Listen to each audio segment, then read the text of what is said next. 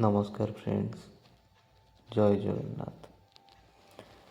Friends, बर्तमान मु जाऊँगी गोटे नुआ जगह को जोटिकी मु टार्गेट रखी जदि कहीं असहाय लोक मोर भेट हुअନ୍ତି मते लगे जे ए लोक निहाती किंबा कौन पशु जंतु हुंतु एमानंकर किछि साहाय्य सहयोग लोड़ा रही।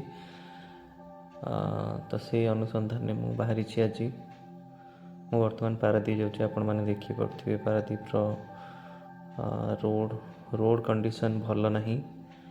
रोड कंडीशन बहुत खराब, बहुत एक्सीडेंट्स होउची। एटा बर्तमान 18 बांकी हो गला।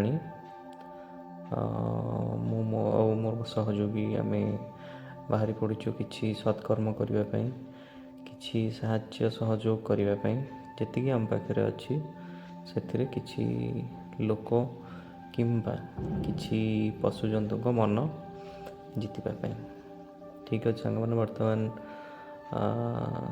इफको छक हो गई। इफको छक आम क्रॉस करुचु। ठीक अच्छे बहुत रास्ता बहुत जाम।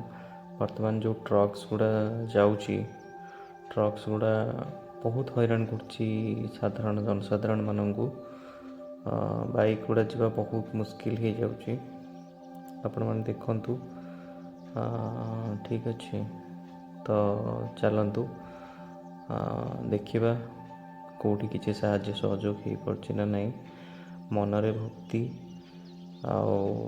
हृदय जदि तुम भल पाइबा थाए तमें जदि गोटे जिनस को विश्वास कर जे आमे किछि ना किछि ए दुनिया रे करिक जीवा जो थे कि आमर निजर अंतरात्मा खुशी हम आउ से जिनसर आनंद भी बहुत अधिक सांग मान। ठीक अच्छे तो बर्तमान देखिपे बहुत डस्ट भी उड़ूची। पोर्ट एरिया एते डस्ट उड़ूची सांग मैंने केमिति के जानी। मु तो एपटे मोर कर्मक्षेत्र को केवे जाएनी।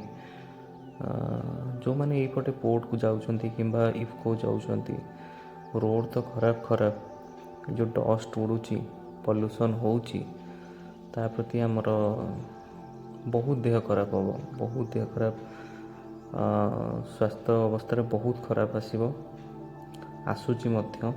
लोक मैंने बहुत हैरान होउछंती। एटा होची पारादीप सी बीच।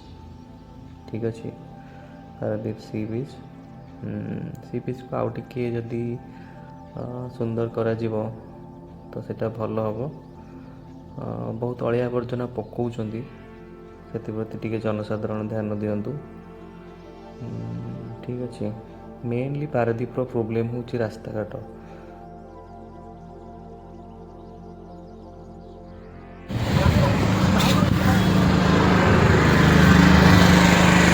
जाओ ना आड़े दिया आड़े खोली दियो।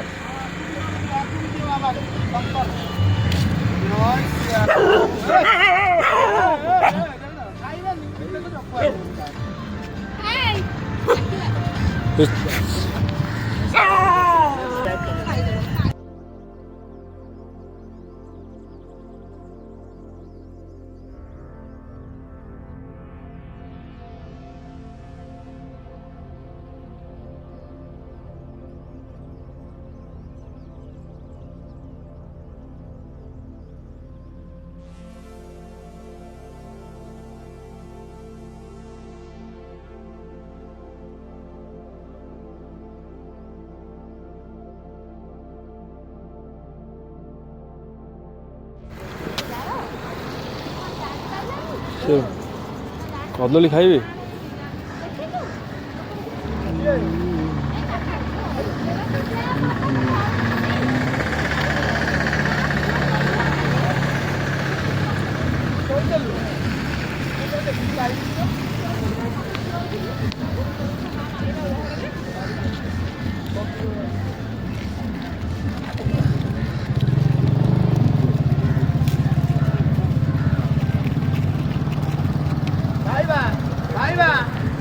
जो पट्टीटा ना से पट्टी ढाल दे भाई बढ़िया दल मत ये दियो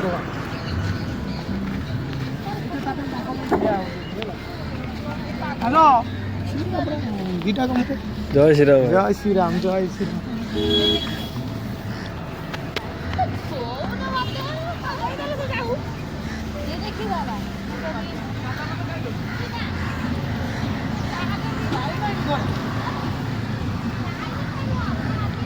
ये कामुड़ा वाला है वैसा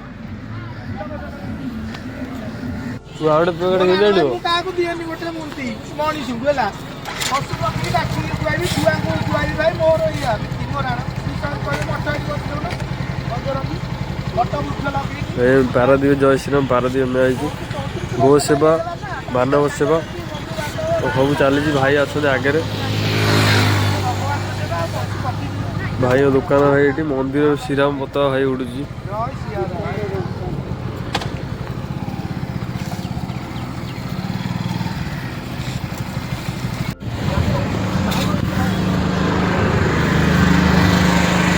फिर दो ना आड़ दिया आड़ खोली दियो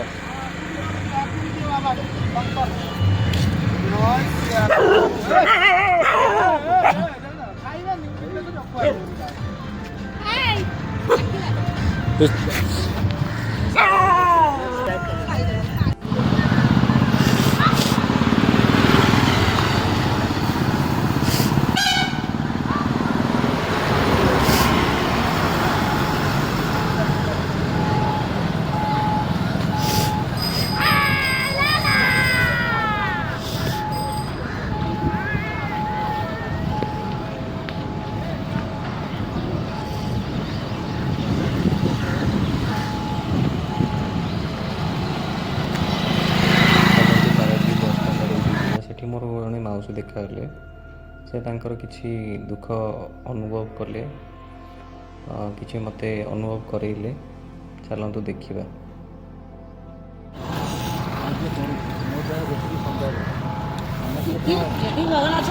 ଭଗବାନଙ୍କର ଯେତିକି ଇଏ ଅଛି କିଛି କିଛି ସବୁବେଳେ ମଣିଷକୁ ସାହାଯ୍ୟ କରିବା ଦରକାର ଆଉ ସାହାଯ୍ୟ କଲେ ହିଁ ସାହାଯ୍ୟ ମନୋବୃତ୍ତି ମଣିଷର ବଢ଼ିବ ଆଉ ସବୁବେଳେ ଆମ ପାଖରେ 10 ଟଙ୍କା ଥାଉ ଆମେ 2 ଟଙ୍କା ଯଦି ମଣିଷକୁ ସାହାଯ୍ୟ କରିଥିବା ସେଇଥିରେ ଭଗବାନ ଆମକୁ ଖୁସି ହେବେ ଆଉ ମଣିଷ ସମାଜରେ ମଣିଷ କିଏ କ'ଣ ଭାବିଲା ସେଇଟା ଆମର କିଛି ଆଜି ଟୋଟାଲ ଆଇଲାନି ଆପଣମାନେ ଏଇଠି ରହୁଛନ୍ତି ହଁ ମୁଁ ରହୁଛି ସକାଳେ ଏଇ ବସଷ୍ଟାଣ୍ଡରେ ହଁ ଭାତ ଆଜି କାଟିଦେଲାନି ନାଠୁ କ'ଣ ଖାଇବି ହେଇକି ଚିନ୍ତା କଲି ମୋ ନାଠୁ ମୁଁ ଗଲି ସେ ଦୋକାନୀକି ମଉସା ନିଅନ୍ତୁ ମଉସା ଦୋକାନୀ ଗଲି ସେ ଦୋକାନରେ ଭାତ ମାଗିକି ଆଇଲି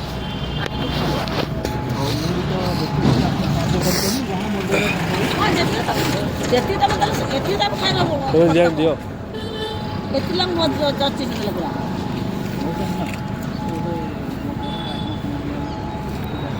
ଆଉ ଗୋଟେ ଲୋକ ଆସିବ ବିସ୍କୁଟ ଥଣ୍ଡା ଆଉ କୁର୍ତ୍ତି ଦେଇଯିବ ସେ ଡେଲି ଆସିବ ଶୁଣନ୍ତୁ ସମସ୍ତେ ସମସ୍ତଙ୍କ ପାଖରେ ସମୟ ବହୁତ କମ୍ ନିଜ ପରିବାରରେ ନିଜେ ସମସ୍ତେ ବ୍ୟସ୍ତ ରହୁଛୁ ଆଉ ଏଇ ଜିନିଷ କରିବାର ମହତ୍ଵ ଏଇଟା ଯେ ଆମେ ଯଦି ଜଣକୁ କିଛି ସାହାଯ୍ୟ କରୁଥିବା ଭଗବାନ ସେଇଟା ଦେଖିବେ ସମସ୍ତଙ୍କୁ ସେ ଆଶୀର୍ବାଦଟା ନିହାତି ଆପଣ ମୋର ମୋ ପ୍ରତି ଗୋଟେ ଭଲ ବାହାରିବ ଯେ ହଁ ମୋ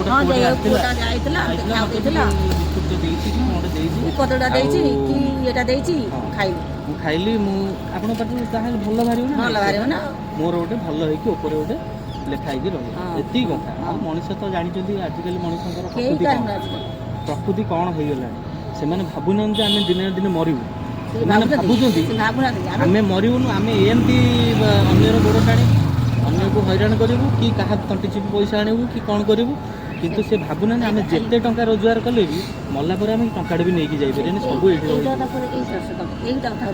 କାଲି ରାତିରେ ମୋ ନାତି ଯାଇକି ଦୋକାନରେ କାମ କରୁଛି ସେ କାମ କଲା ଭିତରେ ମୋବାଇଲଟା ଆଣିଥିଲା ମାନେ କ'ଣ ଚାକ ଭଳିଆ କାମ ଅଛି ନା ନାହିଁ ରାତିରେ ଶୋଇକି ମୋବାଇଲ ଆପଣ କେଉଁଠି କାମ କରୁଛନ୍ତି ମୋମୋ ଦୋକାନ ମାର୍କେଟ ଭିତରେ ମୋମୋ ମୋମୋ ଦୋକାନ ହଁ ତା ପାଖରେ ହେଲ୍ପର ଅଛି ତା ପାଖରେ ହେଲ୍ପର ରହିଛି କେତେ ପଇସା ସେପଟେ ପଇସା ସକାଳେ ହେଲା ପାଖରୁ ଫ୍ରେମ୍ ନେଇକି କହୁଛି ଆଇ ମୋବାଇଲ ଦେଖି ନେଲା ମୋବାଇଲ କିଛି ଯାଉଛି ସକାଳକୁ ମନ କରି ପଡ଼ିଛି କିଛି ତାର ଯେଉଁ ଲୋକଟା ଏଇ ମୋବାଇଲଟା ନେଇଥିବ ସେ ଜାଣିଛି ଇଏ ଗୋଟେ ବଡ଼ ଲୋକ ନୁହଁ ଇଏ ଗୋଟେ ଆସିଛି ମୋ ପାଖକୁ ଜଣ ପାଖରେ କାମ କରୁଛି ହଁ ଯିଏ ନେଇଛି ସେ ନିହାତି ଗୋଟେ ମାନେ ଖରାପ ଚିନ୍ତାଧାରାର ମଣିଷଟିଏ ହେଇଥିବ ନେଇଗଲେ କ'ଣ ସେ ବଡ଼ ଲୋକ ହେଇଯିବ ହେବନି ତ। ହେଇପାରିବନି। ସେଇ ଭିକାରୀ। ଓଲଟି ସେଇ ଭିକାରୀ ହେଇକି ରହିବ, ଓଲଟି ଏଇ ପିଲାର ମୁହଁରୁ ଯେଉଁ ଖରାପ ବାହାରିବ ଭଗବାନ ପାଖରେ ସେଇଟା ମାଇନସ୍ ହେଇକି ରହିବ, ସିଏ ସେଇଠି ଭୋଗିବ।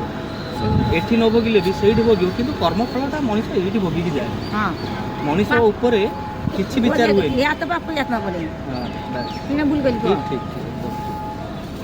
ସେଇ ମଣିଷ ଯୋଉ କର୍ମ କରିବ ସେ ଫଳଟା ସିଏ ଏଇଠି ଭୋଗିବ। ସେଇଠି ଏଇଠି ଭୋଗିବ ବା। ଗୋଟେ ଗୋଟେ ମଣିଷ ଅଛନ୍ତି ଦେଖିବେ ତାଙ୍କ ଜୀବନଟା ସାଙ୍ଗେ ସାଙ୍ଗେ ଚାଲିଯିବ, ସେ କିଛି କର୍ମ ଭଲ କରିଥିବେ, ମାନେ ଘରେ ଥିବେ ଖାଇଥିବେ ପିଇଥିବେ ଭଲରେ ଭଲରେ, ଯେମିତି ଦିନ ପଳେଇବ ତାଙ୍କର। ଆପଣଙ୍କୁ ମୁଁ ଗୋଟେ କଥା ସେୟାର କରୁଛି, ମୋ ମା କିଛି ଦିନ ପୂର୍ବରୁ ଚାଲି ଯାଇଛନ୍ତି।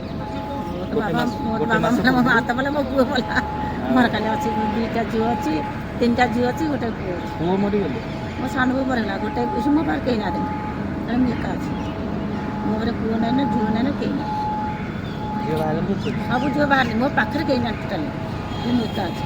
ଏଇ ଏକା ଅଛି ବୋଲିକି ମୁଁ ଭିକାର ଭଳିଆ ରହୁଛି ଏଠି, ମାନେ ମାଗି ଯାଉଛି ଖାଉଛି ଯାହାହେଲେ, ଧର ତମକୁ 10 କୋଡ଼ିଏ ମାଗିବି ତମେ ଦେଉଛ, ହଁ, କିଏ ଦେଲା କିଏ ନଦେଲା, ଯାହା ହେଲା ପେଟ ପୋଷିକି ରହିବା କଥା ଆଉ। ତାପରେ ଆମର ଗାଡ଼ି ବାଲା କତିରେ 10 କୋଡ଼ିଏ ମାଗୁଛି, ସେମାନେ ଦେଉଛନ୍ତି। ମଣିଷ ଭାବୁନି କ'ଣ ଏସବୁ ଚାଲିଛି ଏ ଦୁନିଆରେ। ସେ ଗୋଟେ ଜିନିଷ ମାଉଛି, ମୁଁ କହିବି, ସେ ଭାବୁନି ମୁଁ ମରିବି, ନା ସେମାନେ ଭାବୁନାହାନ୍ତି। ମୁଁ ଦିନେ ନା ଦିନେ ମରିବି, ସେଇଟା ସେ ଭାବୁ ହିଁ ନାହିଁ। ନାହିଁ। ମୁଁ କର୍ମ ଭୁଲ କରିବି, ମୁଁ କାହାର କ୍ଷତି କରିବି, ମୁଁ ଏଇଟା କରିବି ସେଇଟା